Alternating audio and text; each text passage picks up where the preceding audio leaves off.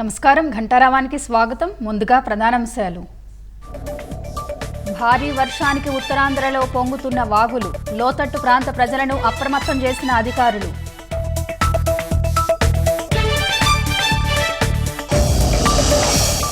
ఎడతెరిపి లేని వర్షాలతో జాతీయ రహదారి జలమయం, విజయనగరం విశాఖ మధ్య రాకపోకలకు ఇక్కట్లు.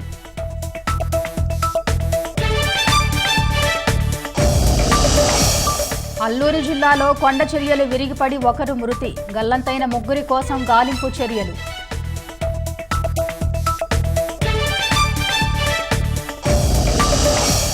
ప్రకాశం బ్యారేజీని బోట్లు ఢీకొనడంలో కుట్రకోణం, పడవలు వైసీపీ నేతలు కార్యకర్తలవేనని అంతర్గత నివేదిక.